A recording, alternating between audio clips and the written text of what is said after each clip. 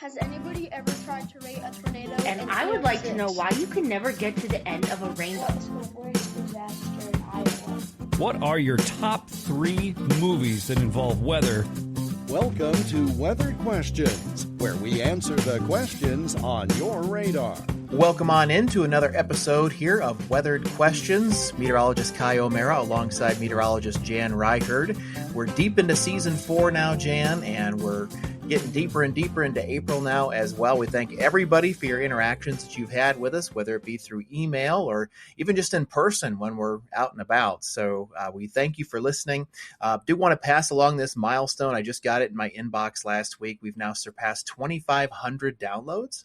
That's Woohoo! Fantastic. That's, in my mind, 2,500 more educated minds that we have, which is our ultimate goal here, is getting those answers to those questions that are on your mind. So you can always leave us a review. You can tell your friends and family, which clearly some of you are doing. And we thank you for all your listening, positive feedback, and all the reviews that you have. And we want to know what's on your radar always. You can email us your questions at weatheredquestions@gmail.com. First and foremost, Jan, it's the cloud of the week. We're going to have some fun with this one. I'm going to introduce it to you. Asperitas.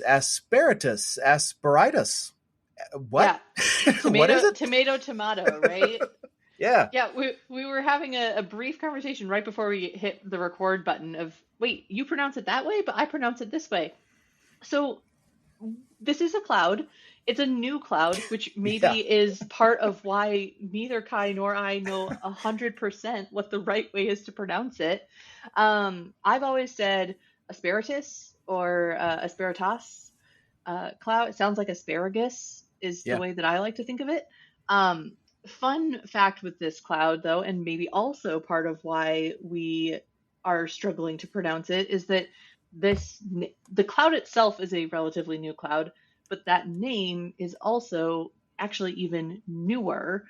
The former name of it is a really long mumbo jumbo of undulatus asperatus, and so my husband always referred to them as enchilada clouds because of all undulatus asperatus. It sounds like enchilada. So either it sounds like asparagus or enchilada, whatever you want to say. It's a cool cloud. Let's talk about the science behind this cloud now. So if you've ever been, a lot of times maybe you'll see them in like the early morning hours, and it is basically the entire sky is blanketed with this cloud, but it looks very wavy. It's almost as if you had goggles on and you were under the water of the pool looking up at the surface of the pool. And you would see these kind of ripples and waves in it. That's what it looks like. And we've talked about it a little bit before, that the atmosphere and air, it's all a fluid. And so this is just kind of that visualization of all of that, where you're having these waves in the clouds and the entire sky just looks like the surface of water that's just kind of got some ripples in it and some waves in it. So it really does look pretty cool.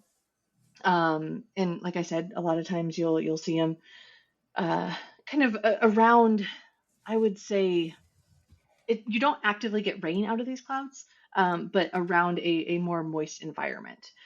So around thunderstorm activity, but not actually when thunderstorms are happening, is when you might get these kinds of clouds. I think of them almost as sandwiches, because there's a layer of unstable air in between two stable layers that tends to form the wave, and there's something stuck in there. And it's interesting. It almost reminds me of when you've got a piece of saran wrap and a wet kitchen counter where it just gets stuck there. And you take the saran wrap off and there's still a layer of moisture left, but you know that saran wrap's going to be ruined now anyway because it's wet too.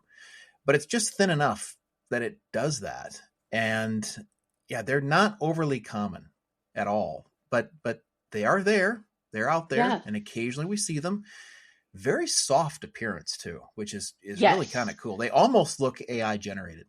Yes, they really do. They're very smooth, very, like you said, that soft looking appearance, no really harsh edges or anything like that. Very smooth waves. And you noted there, Kaj, just now that they're not overly common. we noted that they were one of our newer clouds. I had to look up the date. Back in June of 2006 is when these clouds were first formally photographed. And my favorite thing as an Iowan is that these were discovered, air quotes discovered, right? First photographed in Iowa, in Cedar Rapids, of all places, where Kai and I both worked for several years. So very kind of fun that it's has some ties back to us a little bit more personally as well. But the newest cloud that is recognized by the Cloud Appreciation Society, and yes, that is a real thing, and in the International Cloud Atlas, also yes, that is a real thing. That you can go look up and check out and see all the other fun kinds of clouds and stuff. It's cool. You can see it. There's the Cloud Atlas. 365 clouds, also known as a cloud a day. You can see pictures in there. And yeah, I don't recall them. So when we first saw this in Cedar Rapids, we didn't know what to call them because Stratus didn't really quite work. Cumulus definitely didn't work. But we looked at it like, dang, that's just like, it's a weird wavy looking cloud. And yeah, it's really cool that Iowa has a connection to that cloud type. So super nifty stuff for sure. It is pretty fun. All right, so that's clouds. Let's move into a little. We're kind of wrapping up winter. We're moving into spring. We've had some severe weather this year. We've had some lingering snowstorms. We're kind of in that middle ground of spring here, and let's talk a little bit about melting snow because we did have some recent snow in parts of the Midwest. Kai, why is it that snow often melts around trees first? It's fun, isn't it? Because you see those rings happen around the trunks, and it is more common actually in the warmer part of the winter. I know that sounds like an oxymoron, but March and April snow tends to be kind of automatic melting snow because the sun angle is as high as August and September is in the late summertime. So we know we can get sunburn in those months. You can still get that actually in March and April. A lot of people get sunburned faces when they go out this time of year. But what happens is when the sun hits the ground and the ground heats the air above it, if there's no snow, we wind up usually getting a pretty nice day out of the deal. If there is snow, a lot of the energy reflects off of that. But what happens if there's something dark that the solar rays actually can hit and then eventually be absorbed, like a tree trunk and tree branches? So the tree actually can absorb that. It goes down the trunk and then outside of the root system, right off the ground. It's not like it goes underground, but it's right around the ground. Yeah, some of that effect moves away there. Even if it's a shaded area, it has actually gained some heat, and then it starts to radiate back out, and it starts to melt a little circle around the bases of some of these trees.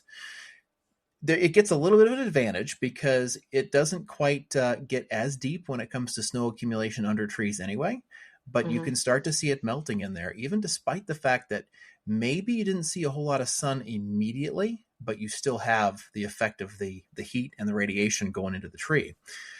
A more reasonable explanation that you can kind of connect to a day-to-day lifestyle, if you've never seen any of this happen, and it's really more about heat capacity than anything else. If you go downtown in the city of your choice after a hot, sunny summer day, just go touch a brick building at 10 o'clock at night. Yep. And how much heat that brick still has in it. That's why downtown areas are so much warmer to begin with. But urban heat island effect. Yeah, even small objects can have that same effect going on. And you can even see that around parked cars too. Depending on the color of the car, you might actually see some solar effects in that regard. So it does happen.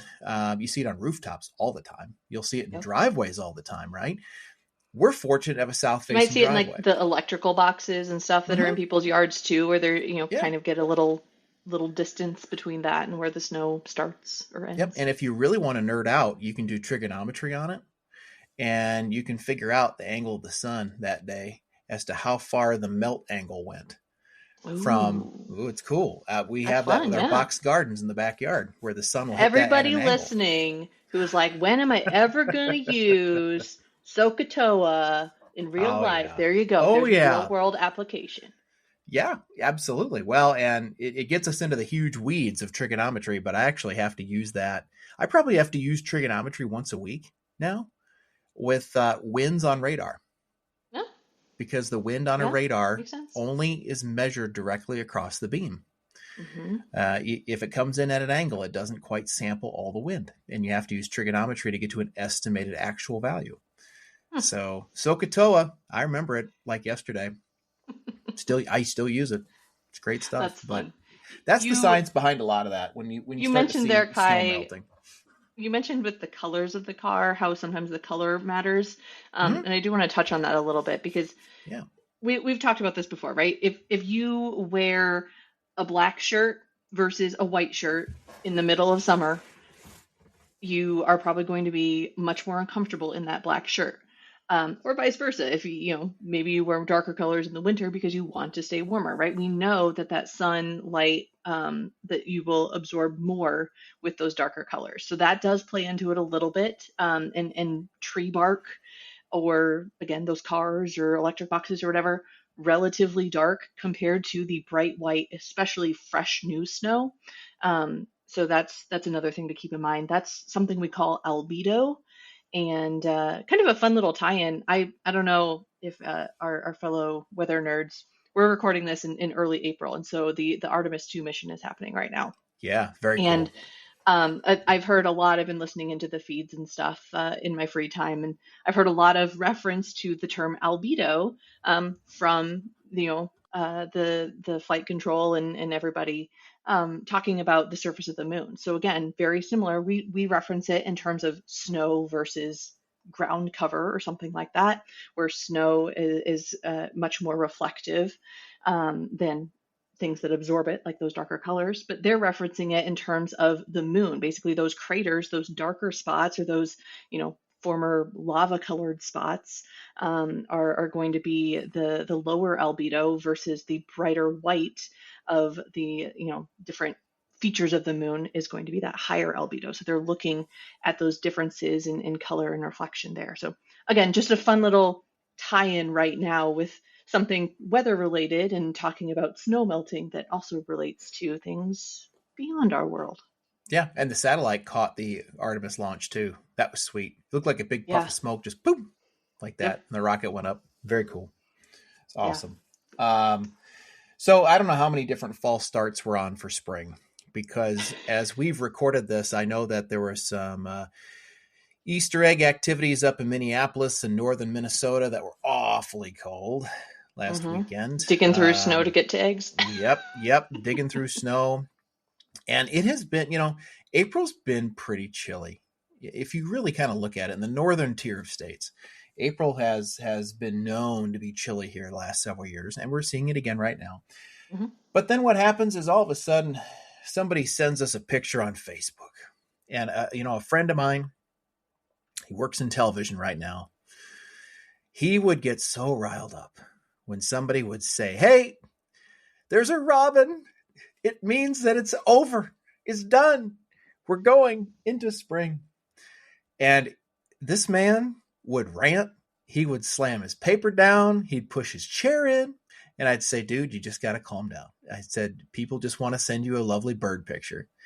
Don't worry about it." But every year it happens. And so long about this time, I send him a text and I'll say, "Hey, man, I got a robin." And undoubtedly a winter storm watch comes out. Yep, so sounds about right. Here is your trivia question here for today. And this is just going to be a true or a false. We'll give you a chance to think about this one. Spotting robins means snow and cold weather are over for the season. I'll let you think about it. If you were paying any attention all the past minute, you may have figured it out. But I'll let you think about it here for 5 or 10 seconds, and we'll be right back with you. Hang tight. Hi, this is Tim from Salsa Guy Cafe. We've got some exciting new menu items to share. Try our new full breakfast menu at the Blair's Ferry Road location, featuring scratch-made favorites like Crunchberry French Toast. Our best seller, the Alfalfa's Experience Deli Sandwich, is still a must-have, and we have to brag. Our Conquistador Burger was named one of Iowa's top 3 best burgers. Come try one on today. Salsa Guy Cafe. We're not fast food, but we make great food fast.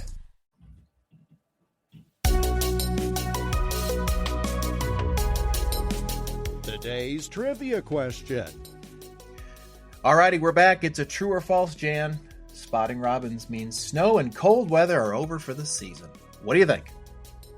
Well, I also know of this same individual that Kai was talking about. So I happen to know that this is a false one. Robins do not equal spring. No, not in the least. Not in the least. It's nice to see them. Yeah, but they're around all winter. Yeah. You and I would always get emails. We'd always get emails right after Groundhog Day. You know, we get a 45-degree day, melts the snow. Do you think we're done with snow for the year? Mm-hmm. And you look the person up, and they're like 45 years old, and they've lived in Iowa for 20 years, and you're like, are you serious right now? Like, you're going to ask me that question? Ask me on Mother's Day, and then we're probably done. We have like seasonal amnesia or something. We do. I don't know if that's a real thing or a real term, but it seems like every year around this time, people are like, people forget that we can get snow into April, into May. Yeah. It happens. We can get cold snaps. Oh, that, absolutely. Like, you can plant your cool weather crops in your garden bed, but don't be planting the tomatoes yet. It's like we always seem to forget, and we always have to keep repeating these things. It's kind of funny, but also sad at the same time, I think. It happens. One of the famous ones in Iowa that the National Weather Service in La Crosse actually deemed the forgotten snow of 1947. It dropped 8 inches on Waukon, Iowa, Memorial Day weekend. Oh, wow. Late May, yes, late May in far northeast sections of Iowa, but it extended all the way back into Nebraska. So if you're looking for a little trivia night content or maybe a little last second end of the school year type of weather map deal, look up the Forgotten Snow event of 1947. You'll see a huge Midwest map. It was just a stunningly cold situation to have that kind of snow that late in the season, especially that part of the South. Like North Dakota, you can get it. Northern Minnesota, Duluth area, you can get it that late. I've experienced snow in Duluth, and my very first internship in TV news was up in Duluth, and so it was like mid-May, like May, I don't know, like 12th or something, and for like first day up there, it snowed, so that was a way to welcome me to Duluth. Yeah, brutal. You know what? Though, but go up there in August. It's beautiful in August up there. Oh my gosh, yes. Goodness, it is beautiful. Everybody listening, go to the North Shore. It's gorgeous. It's good stuff. So we've been talking about the last couple minutes some of these snow events that are abnormal, but then we talk about temperatures being below normal or above normal or wetter than normal or drier than normal.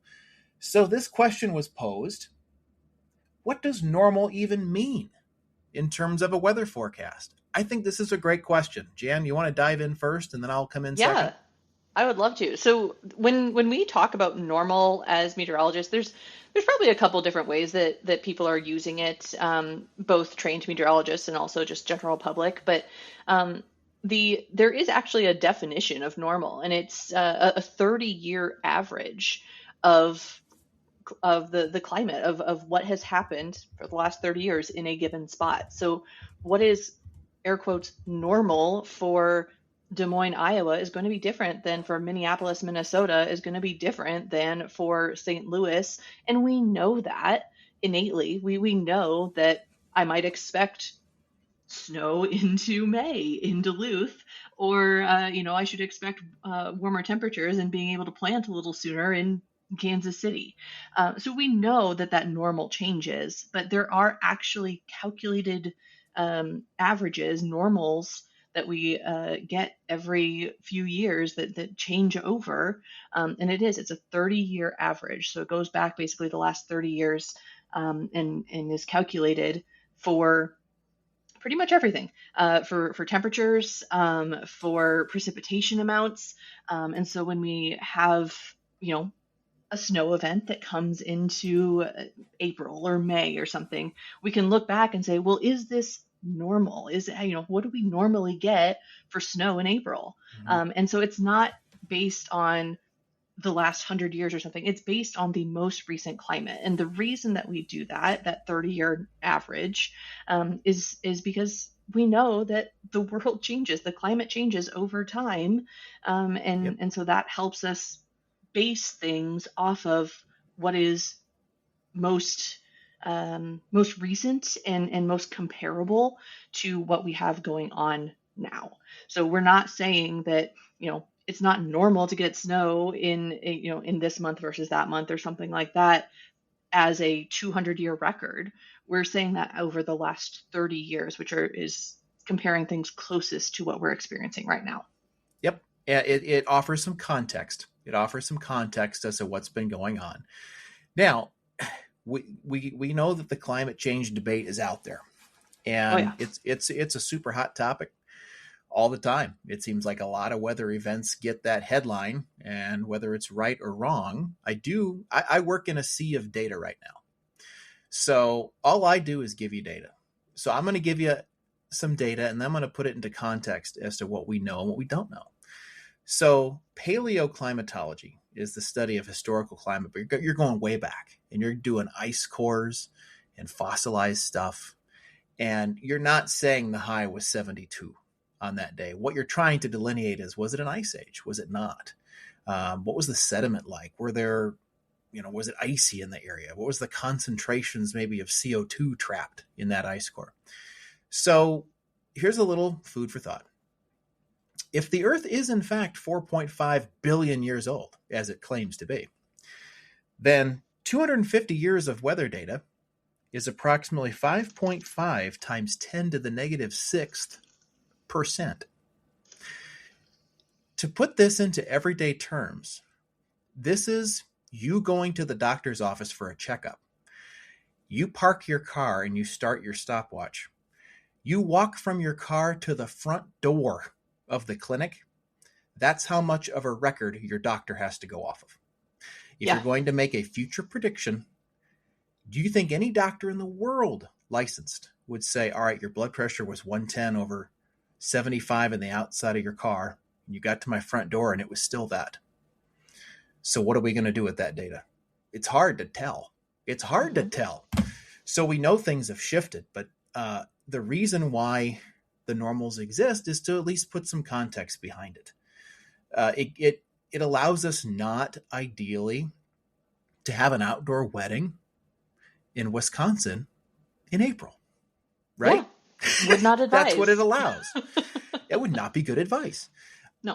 At the same time, a wedding without air conditioning in St. Louis in August might be kind of risky. You could always pull for the historic cold front, but most likely you'll be in the 90s and you'll be hot. Exactly. We know that things context.